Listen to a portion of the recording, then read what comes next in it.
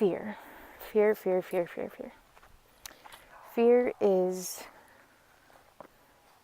terrible. Fear sucks. Fear is something that is always trying to just shut you down and get you in an isolated place. It's kind of like a bully. Fear is the school bully that tries to separate you from your group and tries to steal every feeling of joy and happiness that you have. Fear is something that will try and shut your mouth. Fear is something that will try and silence your voice and silence like your actions. It will try and put you in a place where you can't move or hope. It gets you to a point where all the things that you desire to do, you're so afraid to do it that you just stay in this one spot. You don't move, and it becomes toxic when you don't move, when you don't actually go forward in what God's calling you to do. That is what fear does. And that's just a small bit of what fear does. Fear does a lot of things. Fear has different ways of approaches.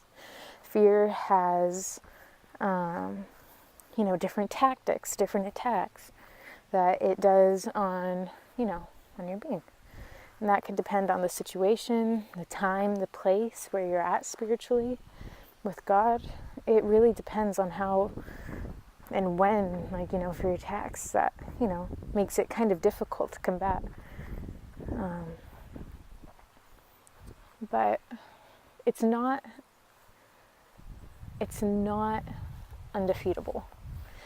Fear is something that has long been defeated. Fear is a fallen foe. Fear is something that no longer has power over our lives. And we can take actions to combat fear. We can take actions to properly make, not run to fear, but run to hope and run to life. And we can make that choice every day. Every morning when we wake up, we can make the choice to properly, combat fear.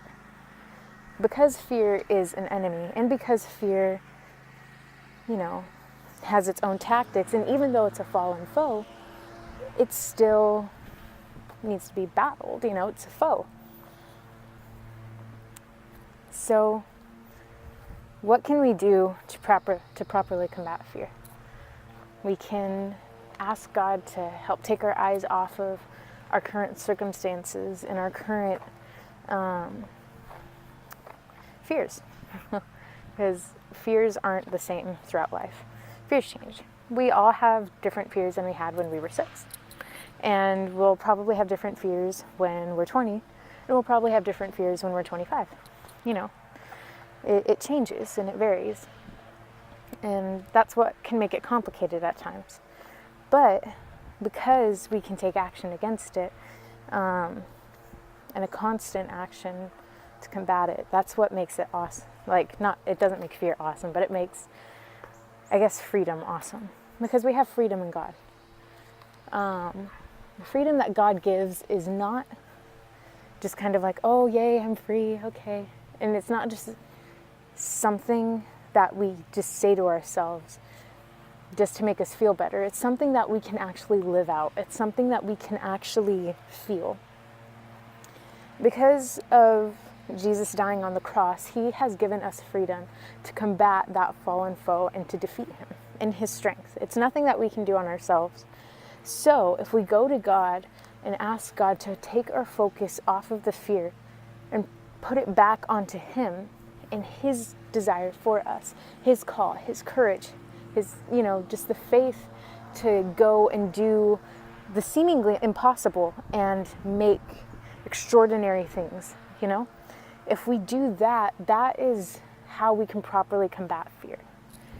If you keep walking forward in God's strength and His love and His freedom, there's nothing that can really hold you back in life, because He's stronger than everything. He gives the strength and the ability to walk through life freely, joyously, and lovingly, and just in ways that we can never properly imagine. So go to God, because there's nothing else that you can do. There's no other way to properly get rid of fear than to go to God and trust Him and pray and just keep running to Him whenever you're afraid.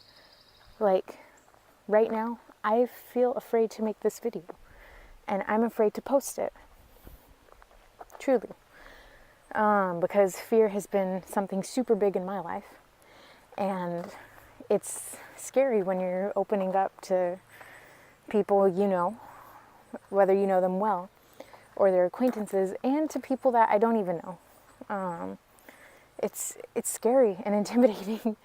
But if you just run to God and trust Him that He's going to do something with this, like right now, it's like I got to trust God that He's going to use this somehow, because He's put it on my heart to make this video.